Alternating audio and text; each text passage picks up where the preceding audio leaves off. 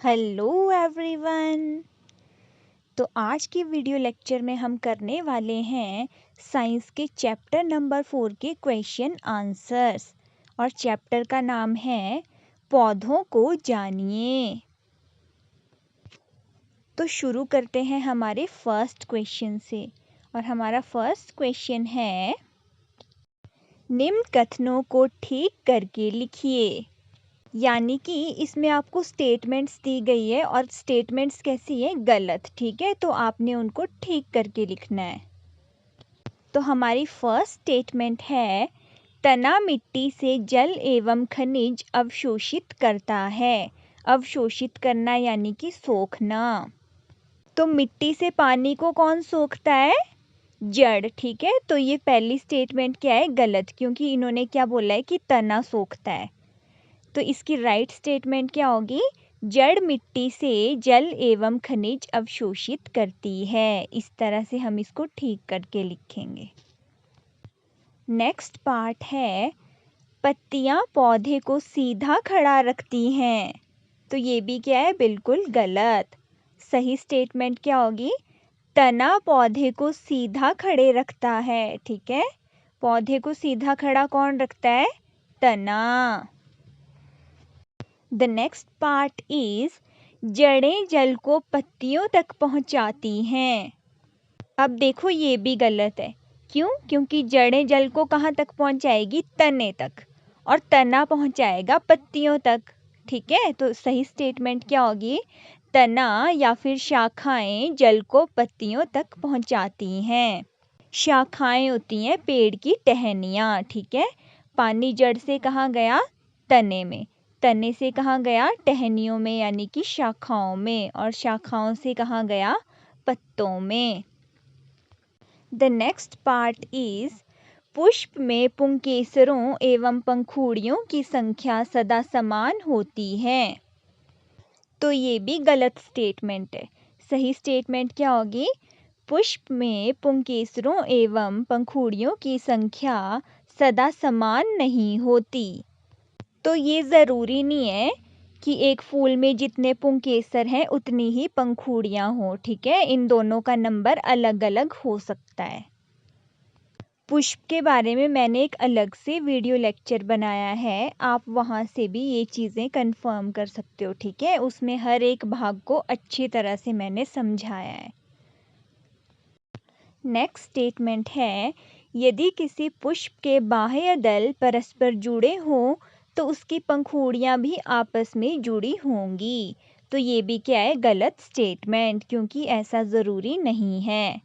तो सही स्टेटमेंट क्या हो जाएगी? यदि किसी पुष्प के बाह्य दल परस्पर जुड़े हों तो यह ज़रूरी नहीं है कि उसकी पंखुड़ियां भी आपस में जुड़ी होंगी। बाह्य दल क्या होते हैं?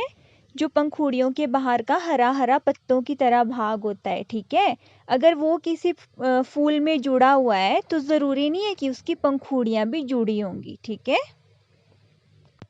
द नेक्स्ट स्टेटमेंट इज यदि किसी पुष्प की पंखुड़ियां परस्पर जुड़ी हों तो स्त्री केसर पंखुड़ियों से जुड़ा होगा।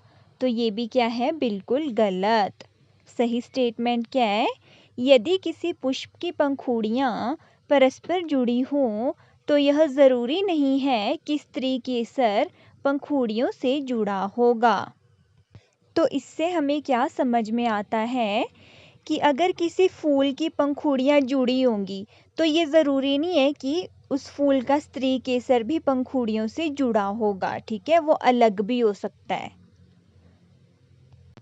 अब चलते हैं दूसरे प्रश्न की ओर और हमारा दूसरा प्रश्न है निम्न के चित्र बनाइए। अब आपने कौन कौन सी चीज़ों के चित्र बनाने हैं?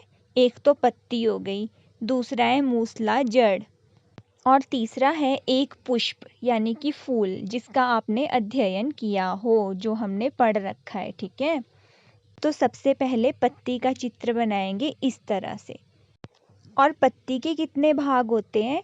4। तो उन सबको हम इस चित्र के थ्रू यानी कि चित्र के माध्यम से दर्शाएंगे। ठीक है, ये जो डंडी जैसी है पत्ते में, इसको बोल देंगे पर्णवृंत। और जो बीच में एक गाढ़ी सी लाइन दिखती है ना आपको पत्ती में, उसको बोलेंगे मध्य शिरा। और जो उसके साइड में छोटी छोटी लाइंस होंगी वो होंगी शिराएं, जो डिज़ाइन बनाएंगे, ठीक है, पत्ती में। और फलक क्या होगा? पत्ते का वो पूरा हरा भाग, उसको फलक बोल देंगे सारी पत्ती को। तो ये हो गया पत्ती का चित्र, ठीक है। नेक्स्ट है मूसला जड़ का चित्र। तो मूसला जड़ का चित्र ना इस तरह से बनाएंगे हम। बीच में एक मोटी सी मुख्य जड़ बना देंगे, लंबी सी, ठीक है। मुख्य जड़ को ही हम क्या बोलते हैं? मूसला जड़। मूसला जड़ कौन सी होती है? मुख्य जड़। और मुख्य जड़ के साइड में जो छोटी छोटी जड़ें होती है ना, उनको हम पार्श्व जड़ें बोल देते हैं, ठीक है। तो इस तरह से इसका आपका डायग्राम बनेगा। नेक्स्ट है फूल का चित्र, यानी कि पुष्प का चित्र। तो इस तरह से बनाएंगे। फूल के भी कितने भाग होते हैं? 4। कौन कौन से? पंखुड़ी, बाह्यदल, पुंकेसर और स्त्री केसर। और जो पुंकेसर और स्त्री केसर है ना, इनके भी आगे अलग भाग हैं। अब देखो पुंकेसर के कौन कौन से भाग हैं? परागकोश और तंतु। परागकोश ऊपर वाला भाग है और तंतु कौन सा भाग है? जो इसमें डंडी सी लगी होती है, ठीक है। वैसे ही स्त्री केसर के 3 भाग हैं। कौन कौन से? वर्तिकाग्र, वर्तिका और अंडाशय। और स्त्री केसर कौन सा है? देखो जो हरा हरा भाग बनाया है ना फूल में सबसे अंदर वाला, वो है स्त्री केसर। और अंडाशय इसमें कहाँ है? नीचे जो फूला सा भाग है, ठीक है। और पुंकेसर बनाए हैं ऑरेंज कलर के। पंखुड़ी, पंखुड़ी पौधे का कौन सा भाग होता है? रंगीन भाग। और बाह्यदल क्या होता है? पंखुड़ी के बाहर जो हरा पत्तीनुमा भाग होता है उसको हम बाह्यदल बोलते हैं। तो ये है हमारा पुष्प का डायग्राम, यानी कि चित्र। अगला प्रश्न है, क्या आप अपने घर के आसपास ऐसे पौधे को जानते हैं जिसका तना लंबा परंतु दुर्बल हो? इसका नाम लिखिए। आप इसे किस वर्ग में रखेंगे? तो आपने ऐसे पौधे का नाम बताना है जिसका तना कैसा होगा? लंबा होगा पर पतला होगा, यानी कि कमज़ोर होगा, ठीक है। उसका नाम लिखना है आपने उस पौधे का। फिर आपने ये बताना है कि आप इस पौधे को कौन से वर्ग में रखोगे, ठीक है। तो इसका उत्तर क्या आ जाएगा? हाँ, कद्दू के पौधे का तना लंबा लेकिन कमज़ोर होता है। कमज़ोर यानी कि दुर्बल होता है। तो आप सबने कद्दू की बेल तो देखी होगी, कैसी होती है? लंबी होती है, पर कैसी होती है? कमज़ोर, यानी कि पतली होती है। और इसको हम कौन से वर्ग में रख सकते हैं? इसे विसर्पी लताओं के वर्ग में रखा जा सकता है। और विसर्पी लताओं के वर्ग में क्यों रखा हमने? क्योंकि ये बेलें कैसी होती है? ज़मीन में फैली होती हैं, ठीक है। इसलिए इसको हमने रख दिया विसर्पी लताओं के वर्ग में। इसका भी मैंने अलग से एक वीडियो लेक्चर बनाया है, आप वहाँ से भी देख सकते हो, ठीक है, जिसमें विसर्पी और आरोही लताओं के बारे में बताया गया है और साथ ही साथ इनके एग्जाम्पल्स भी दिए गए हैं, ठीक है। द नेक्स्ट क्वेश्चन इज, पौधे में तने का क्या कार्य है? यानी कि जो पौधे में तना होता है उसके क्या क्या काम होते हैं, ठीक है। तो उत्तर क्या आएगा? तने के कार्य हैं, नंबर 1, पौधे को सीधा रखना। नंबर 2, जड़ों से पत्तियों तक पानी और खनिज पहुंचाना। नंबर 3, पत्तियों से पौधे के अन्य भागों तक भोजन पहुंचाना।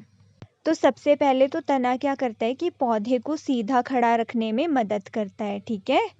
दूसरा क्या है? जड़ से पानी कहाँ जाएगा? तने में। फिर तना कहाँ पहुंच जाएगा उस पानी को? पत्तियों में, ठीक है। तो ये तने का काम होता है उसको पत्तियों तक पहुंचाने का। फिर उसके बाद है पत्तियों में क्या होता है? भोजन बनता है, ठीक है, खाना बनता है पौधों का। तो पत्तियों से जड़ों तक या फिर अन्य भागों तक कौन उस खाने को पहुंचाएगा? तो वो भी तना ही पहुंचाएगा, ठीक है। तो ये थे तने के कार्य। अब है प्रश्न नंबर 5, निम्न में से किन पत्तियों में जालिका रूपी शिराविन्यास पाया जाता है? तो आपको यहाँ कुछ एक उदाहरण दिए हैं और आपने ये बताना है कि इनमें से कौन सी पत्तियों में जालिका रूपी शिराविन्यास पाया जाता है। ठीक है, जालिका रूपी शिराविन्यास क्या होता है? पत्तियों में जो जाली की तरह डिजाइन बना होता है। तो वो कौन कौन सी पत्तियों में होगा? उत्तर है तुलसी, धनिया और गुड़हल। इनकी पत्तियों में कैसा डिजाइन होगा? जालिका रूपी। अब देखो, इनके पत्ते भी ना अलग से होंगे, या तो गोल से होंगे, थोड़े से लंबे होंगे। और जो बाकी पौधे रह गए, गेहूँ, मक्का, घास, इनकी पत्तियां कैसी होती है? बहुत ही लंबी होती है। और इनका शिराविन्यास कैसा होता है? समांतर शिराविन्यास। ठीक है, और जालिका रूपी वाला कौन सा है? तुलसी, धनिया और गुड़हल। प्रश्न नंबर 6 है, यदि किसी पौधे की जड़ रेशेदार हो तो उसकी पत्ती का शिराविन्यास किस प्रकार का होगा? अब देखो, हम जड़ को देख के ना पौधे की पत्ती का पता लगा सकते हैं कि इसमें कौन सी पत्ती होगी, या फिर पत्तों को देख के हम जड़ का पता लगा सकते हैं कि इस पौधे में कौन सी जड़ होगी। तो इस प्रश्न में आपसे पूछा है कि एक पौधा है, उसकी जड़ कैसी है? रेशेदार। तो उसकी पत्ती कैसी होगी? पत्ती में कौन सा डिजाइन होगा, यानी कि शिराविन्यास कैसा होगा? तो उत्तर है, यदि किसी पौधे की जड़ रेशेदार हो तो उसकी पत्ती का शिराविन्यास समांतर होगा। ठीक है, समांतर शिराविन्यास कैसा होता है? जिसमें सीधी सीधी लाइनें होती है और पत्ती भी कैसी होती है? बहुत लंबी होती है। जैसे एग्जाम्पल ले लेते हैं, घास की पत्ती, गेहूं के पौधे की पत्ती, मक्की के पौधे की पत्ती। ठीक है, तो इन सब की जड़ कैसी होगी? रेशेदार होगी, और पत्ती में कैसा डिजाइन होगा? समांतर। फिर है प्रश्न नंबर 7, यदि किसी पौधे की पत्ती में जालिका रूपी शिराविन्यास हो तो उसकी जड़ें किस प्रकार की होगी? अब देखो, अगर पत्ती में जाली की तरह डिजाइन है ना, तो उसकी जड़ कैसी होगी? मूसला। तो हम उत्तर में क्या लिख देंगे? यदि किसी पौधे की पत्ती में जालिका रूपी शिराविन्यास हो तो उसकी जड़ें मूसला होंगी।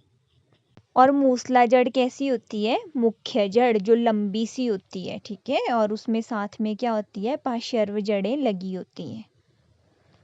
अगला प्रश्न है, क्या आप किसी पौधे की पत्ती की छाप को देखकर यह पहचान सकते हैं कि उसकी जड़ मूसला जड़ होगी अथवा झकड़ा जड़? कैसे? तो इसमें आपसे क्या पूछा गया है कि हमने एक कागज़ लिया है, उसमें आपने किसी पत्ती की छाप ले ली है। अब आपने उस पत्ते को देख के बताना है कि इसकी जड़ कैसी होगी, इसके पौधे की जड़ कैसी होगी? मूसला होगी या फिर झकड़ा होगी? झकड़ा कौन सी जड़ होती है? रेशेदार जड़ को ही हम झकड़ा जड़ बोल देते हैं। ठीक है, तो वो पहचाननी है आपने। तो उत्तर में लिखेंगे, हाँ, ऐसा पत्ती के शिराविन्यास के कारण संभव है। तो हम कैसे पहचान सकते हैं पौधे की जड़ को? जो पत्ती में डिजाइन बना होगा उसके द्वारा। ठीक है, तो डिजाइन को क्या बोल देते हैं? शिराविन्यास। तो जो पत्तियां जालिका रूपी शिराविन्यास वाली होंगी उसमें होगी मूसला जड़, और समांतर पत्ती शिराविन्यास जिसमें होगा उसकी जड़ कैसी होगी? रेशेदार, या फिर इसको बोल देंगे झकड़ा जड़। तो पत्ते के डिजाइन को देख के हम उसकी जड़ के बारे में पता लगा सकते हैं। ठीक है, प्रश्न नंबर 9, पुष्प के विभिन्न भागों के नाम लिखिए। तो पुष्प के टोटल 4 भाग होते हैं। ठीक है, कुल 4 भाग होते हैं। तो उत्तर आ जाएगा, फूल के 4 मुख्य भाग होते हैं। और कौन कौन से होते हैं? बाह्यदल, पंखुड़ी, पुंकेसर और स्त्री केसर। ये 4 हैं। अगर आप इतना भी लिख दोगे तो भी आपका आंसर बिल्कुल सही होगा। फिर देखो, हमने पुंकेसर के आगे 2 भाग लिखे हैं, तो ये किसके भाग है? पुंकेसर के। कौन कौन से? परागकोश और तंतु। और वैसे ही स्त्री केसर के भी 3 भाग हैं। कौन कौन से? वर्तिकाग्र, वर्तिका और अंडाशय। तो फूल के मुख्य 4 भाग कौन से हैं? बाह्यदल, पंखुड़ी, पुंकेसर और स्त्री केसर। अब चलते हैं प्रश्न नंबर 10 की ओर। निम्न में से किन पौधों में फूल होते हैं?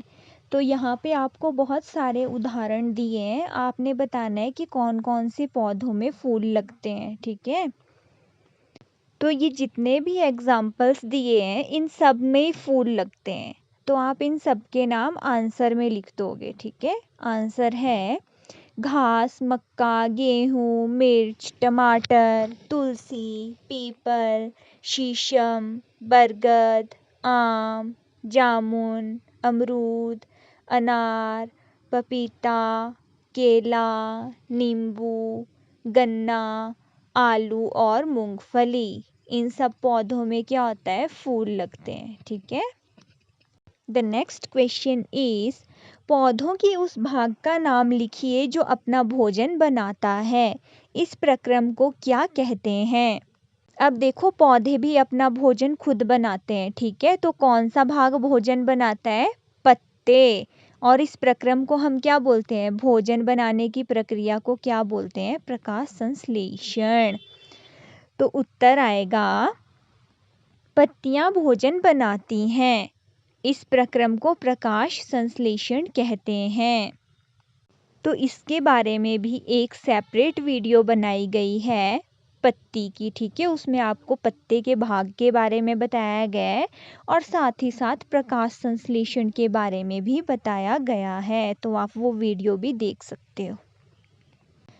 फिर है प्रश्न नंबर 12, पुष्प के किस भाग में अंडाशय मिलता है? उत्तर है अंडाशय स्त्री केसर के आधार पर मौजूद होता है। स्त्री केसर कौन सा भाग होता है? फूल का सबसे अंदर वाला भाग, जो हमने एक चित्र के थ्रू भी पढ़ा था। ठीक है, एक चित्र पढ़ा है हमने फूल का, तो उसमें स्त्री केसर दिखाया गया है कहाँ पे? फूल के सबसे अंदर। और उसी में अंडाशय होता है। कहाँ होता है? जो नीचे जैसे एक फूला हुआ स्वोलन जैसा पार्ट था ना, उसी को अंडाशय बोलते हैं। ठीक है, अगला प्रश्न है ऐसे 2 पुष्पों के नाम लिखिए जिनमें से प्रत्येक में संयुक्त और अलग अलग बाह्यदल हो। तो हमने ऐसे फूलों के नाम लिखने हैं जिनमें यानी कि या तो जुड़े हुए बाह्यदल होंगे या फिर अलग अलग बाह्यदल होंगे। तो उत्तर लिखेंगे जुड़े हुए बाह्यदल। किस किस में होते हैं? चाइना रोज में, टमाटर में और कपास में। ठीक है, कपास यानी कि कॉटन। अलग अलग बाह्यदल गुलाब, कमल और सरसों। अब सबसे पहले तो आप इस फोटो को देखेंगे जो दूसरे नंबर पे है। ठीक है, ये हमने लिया है गुलाब का फूल, और जो हरे हरे दिख रहे हैं ना फूल के बाहर, ये क्या है? बाह्यदल। तो गुलाब के फूल में कैसे है? अलग अलग, एक दूसरे के साथ जुड़े हुए नहीं है। कैसे है? अलग अलग। तो इसी तरह से कमल के फूल में भी होंगे और सरसों में भी होंगे। ठीक है, कैसे बाह्यदल होंगे? अलग अलग।